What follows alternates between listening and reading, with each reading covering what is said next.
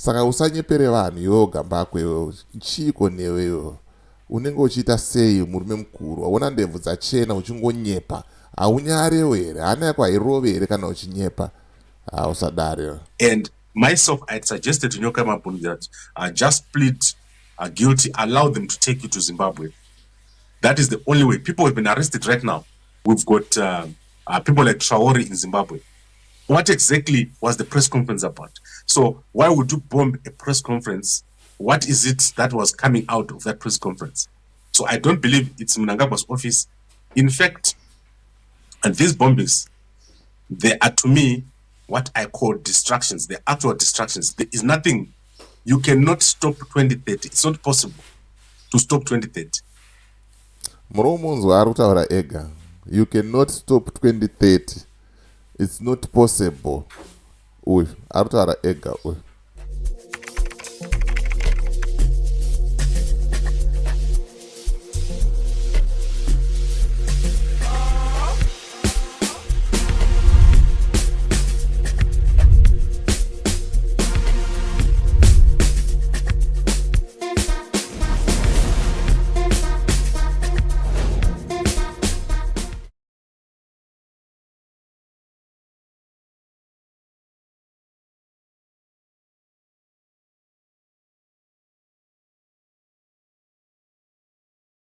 Pataikuudzai maita nharo vamwe vacho muchitotituka panapa tichimudyisa chifumuro uyu wemusoro muhombe uyu.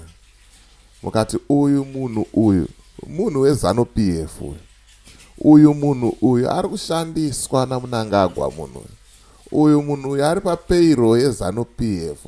Vanhu vakaita nharo, vamwe vakandituka, ita zvako, siyana naGambakwe, Gambakwe chibaba, Gambakwe akapenga. Right now chibaba chakuzongobuda musaga. Ndozvandaikuudzai kuti nguva inotaura kuti benzi ndiani, munhu weZanu PF ndiani, tozvisiya zvakaita sei zvakadaro. Ndakanyarara mushure mekunge ndasekwa, ndaitwa kunge munhu asingafunge, kunge munhu asingazive zvaari kutaura, but ndaizviziva, ndaizviona, ende ndaikuudzai asi mairamba zvenyu. Right now Gambakwe is saying kuti Nyokayemabhunu ngaangobvuma mhosva yake kuti I am guilty, obva aendeswa kuZimbabwe. Vamwe macomrades ake akasungwa ariko. Does that make sense kwamuri ikoko? Right now Gambakwe is saying 2030 is unstoppable. Does that make sense kwamuri mimi? Right now Nyokayemabhunu is saying Ibomandaza venue yake haina kupiswa, haina kubombwa naMnangagwa. Does that make sense for you? Arikuya achidefenda the oppressor. Arikuya achidefenda, achisupporta Mnangagwa right in front of your face. And imi munenge muchiombera maoko, munenge muchifara, muchiti Gambakwe chibaba. But inini panapa ndinongomudyisa chifumuro andimire. Ndakafonerwa yesterday nomwe munhu because ndakansubscribe chichannel chake kudhara ende ndatombomufollow. Zvikanzi Woli, kose usingachadyise Gambakwe chifumuro. Ndikati aitei, zvikanzi ari kuti hanzi Nyokayemabhunu ngaabvume mhosva yake adzokere kuZimbabwe. Ndo the best way out. Ari kuti 2030 is unstoppable. Ari kutaura kuti Ibomandaza haana kubomberwa imba, haana kubomberwa venue yake nevanhu vaED. Mudyisei chifumuro. Ndikati aiwa, ndikati mbomushanda futi timbomudzokera. Munhu weZanu PF uyu haana kana chimwe chinhu, nyange chipati chake chaari kutaura kuti hanzi ndichanokontesta, ndichaita sei. Madhikoyi eZanu PF aya. Gambakwe anonokontesta pachii, akamira sani. Uyu ndiye anonoita 0 vote saShakespeare Maya kune vanoziva politics. Shakespeare Maya aingorova ma0 0 0 0 ndo haanonoita uyu. Nekuti it's a ZANU PF project yekungodivida vanhu. It's a ZANU PF project yekudiveta attention yenyu pane kuti mufocuse on kuti no to 2030. Ma-students ari kuramba, ma-ovet ari kuramba, machechi ari kuramba. ma-opposition members chaivo ari kuramba, ma-bloggers ari kuramba, na-DJ Holly nana-Kulendi vari kuramba kuti not 2030 iye Gambakwe anosapota. Zvinorevei izvozvo? Zvinorevei? Tichangoramba tichimudyisa chifumuro ende achasvika pakufumuka ende achazofumuka kusvikira nekusingaperi. Regai titeerere tinzwe mashoko aari kutaura, kuti ari kumbotaura kuti chiiko uyu musoro damba uyu. However, remember today, Nyokayemabhunu is appearing in court. So Nyokayemabhunu is Wellington Masiwa. He is a prominent Zimbabwean activist who was jailed in South Africa after the Zimbabwean government has applied for extradition. So he's going to be in court today. For the first time, no charges have ever been read against Nyokayemabhunu. It has all been bail applications and all sorts of things. But today we're going to hear a clear charge. What is the charge? Who are the people who are accusing him? None of them have ever been before court. Right, let me just explain to you ipapo pari kunyepwa naGambakwe apa kuti hanzi it's all been bail application. The state right now cannot provide a docket riri kutaura kuti this is a docket rakamhangarwa naningi naningi achitaura nyaya yakati yakati pane imwe kesi iri kunzi yefraud case. Vakanga vakamirira hanzi pachada bank statement richataura kuti Nyokayemabhunu akasenderwa such amount. The state haisati yawana the bank statement. Zvese izvi zviri kutaurwa panyaya yefraud case hazviko. Kunyepa inyaya dzekugadzirira, and it's not bail applications pese apa. Court ndo iri kupostpone ichiti hatisati tane evidence, hatisati tane mapepa, hatisati tane chakati.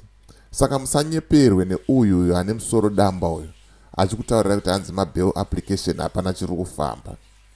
The state cannot provide enough evidence kuti Nyokayemabhunu aiswe mukoti.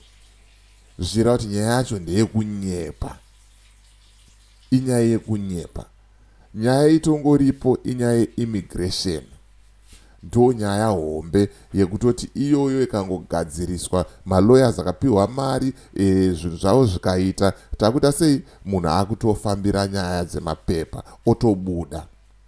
Ndo nyaya chete iripo iyoyo. But nyaya yacho iyoyo haisati futi yapinda mudariro because state haina umbowo hwakakwana panyaya idzi. Malahlela vaimboita, malawyers aimbomhanya nenyaya iyi, vakazosvika pakusiya vati mari dzacho hadzisi kubuda zvakanaka, mari dzacho hadzisi kuita zvakanaka. Ende nini munongoziva kuti ndinongotaura chokwadi sezvachiri, ndo yanacho ndokupai ndoti bvu. The majority yevanhu vari kukomblena kuti yeye Holly wakanyudza Nyokayemabhunu, wakatadza kumuitira fundraising, Gambakwe was better. Amene kuti ndo better yacho here iye yamuri kutaura kuti munhu anozosvika pakutaura kuti hanzi ngaangoti ndine mhosva ndiendesei zvangu kuZimbabwe, ndikandei mukanwa meshumba. Munhu unosvikobayiwa majekiseni right now. Traore akarohwa, madzibaba eshanduko vakarohwa, enyo Traore ari kurwara, ndo zvaari kudaka iye musoro damba uyu. Saka usanyepere vanhu iwewo Gambakwe, iwewo chiko newewo unenge uchiita sei murume mukuru? Waona ndebvu dzachena uchingonyepa, haunyarewo here? Hana yako hairove here kana uchinyepa? Usadare. And myself, I had suggested to Nyokayemabhunu that just plead guilty, allow them to take you to Zimbabwe. That is the only way. People have been arrested right now. We've got people like Traore in Zimbabwe. This is the only way. And I don't know who is advising him right now, but I believe that the only way is to accept the extradition and allow them to take him to Zimbabwe. Then this will end. Otherwise, he's going to be in court forever and ever. So I'll give you guys an update. My people will go over to the court today to give you an update on Nyokayemabhunu. What's funny? Chichiri kusekesa chaari kusekerera ipapa chii chaari kusekerera abva kutaura vakomana mama wedzi ati chida kutaura panapa tinozongonyara zvedu abva kutaura tsvina yakadai so kuti hanzi the only way chingobvuma kuti ndiende sei kuzimbabwe ndine mhosva ndinourayiwa ndonobayiwa majekiseni ndonoisirwa poison muchikafu ndonofira kuzimbabwe. Hakuna zvinhu zvakadaro zvaanenge achitaura uyu. Hakuna zvinhu zvakadaro zvaari kutaura uyu. And yet mazimbos you keep on following munhu akadai so poison yakadai so iyi. Mazimba munondishamisa. Now let's go into the actual story of today. And today we're going to be very short because I've got a busy day. Ibo Mandaza, the founder of Surface Trust. I do not know who are the other people of the Surface Trust, but Ibo Mandaza is in there. Yesterday he was in the South African press speaking, and he has directly accused Mnangagwa of the bombing. He says that Mnangagwa is behind and has paid people to orchestrate the bombing. So let us look directly at what Ibo Mandaza has said. So he has said it's Mnangagwa's office which paid, and those people cannot be touched.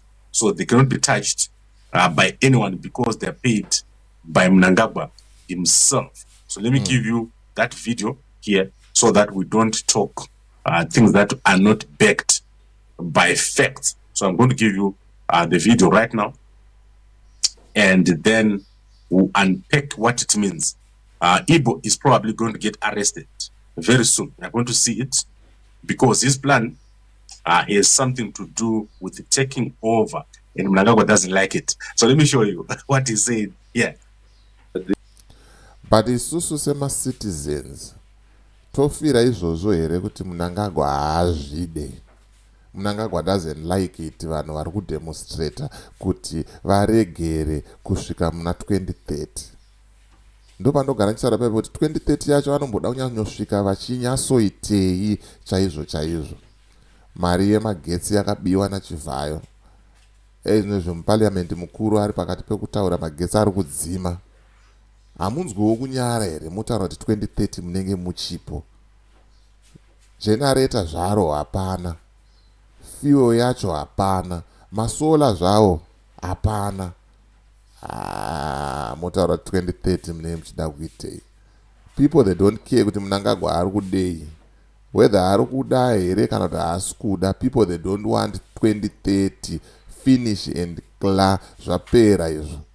The people who do this kind of stuff are really beyond their purview, and on whose instruction are these? On whose instruction are these people doing this, Prof? Well, the allegation that they are working straight from the president's office and are paid from the president's office. They take the orders from the president's office, and the police have no control over them.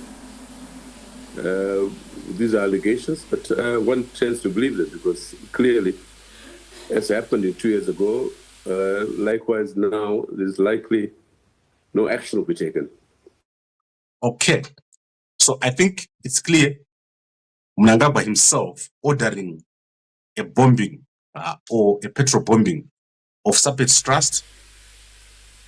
Do I believe it or not? So let me be clear. Do I believe that Mnangagwa would say, let's go and bomb a press conference, which is going to happen at Surface Trust about 2030? I don't think so. So I actually don't believe that Mnangagwa is the one who bombed Surface Trust. Right, let me be clear with you right there. Pangoya Mugabe, who was busy doing all the dirty work for Mugabe, it was Mnangagwa. Right now, Mnangagwa is in power. There is someone busy doing his dirty work also.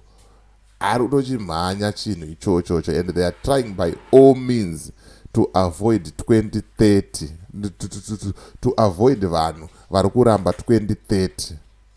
Vari kuedza nepavanogona napo kuvanyararidza. Ndosaka muri kuona maactivists ari kusungwa.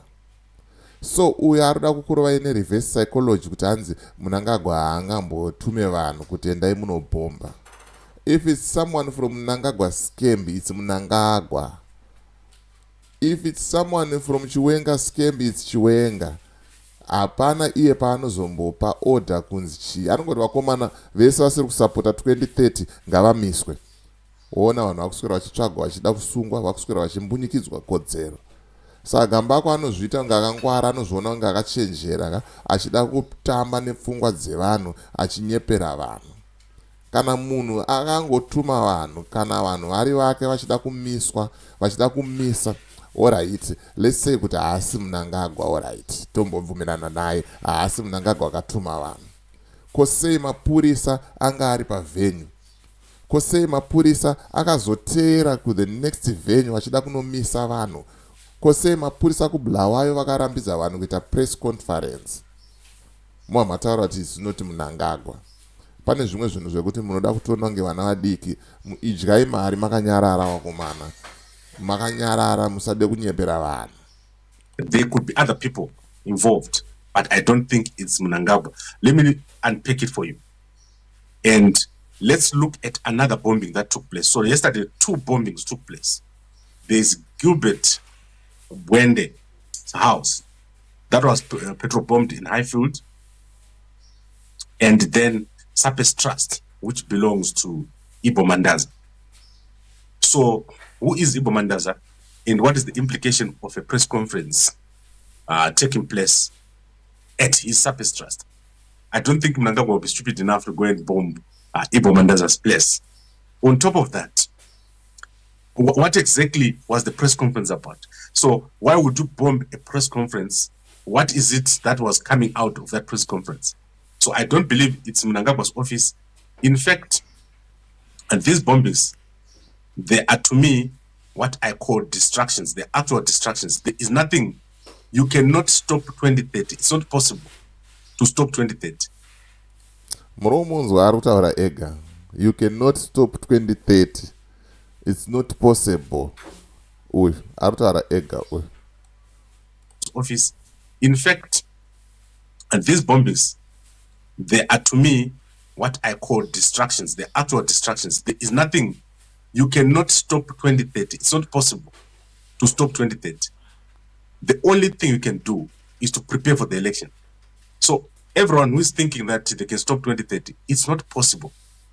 People inside ZANU-PF can stop 2030, but not opposition, because you don't have the numbers in parliament. People inside ZANU-PF, takanzwa vachiwenga vari kuti zvakati gudoguru vazoti vari kutaura against corruption. Did he manage to stop ZANU-PF? Vageza vakauyawo varipo muZANU-PF, is inside ZANU-PF. Did he manage to stop ZANU-PF? Hapana. Vese vatakaita ma-interviews navo on this platform, tina namukoma Jeff Judah vainzi itai pasi neZANU-PF kana musingachaide. Vari kuramba, vakaramba. Vageza vaiti hanzi nyika yaora, nyika yadai. Hanzi apo muhomwe vane kadhi reZANU-PF. Kungotaura kuti ZANU-PF yadhakwa, pasi neZANU-PF havasi kuda. Apa Gambako ako achikudzai kuti hanzi hakuna munhu ari kunze kweZANU-PF anokwanisa kumisa ZANU-PF. ZANU-PF inomiswa nevanhu vari muZANU-PF.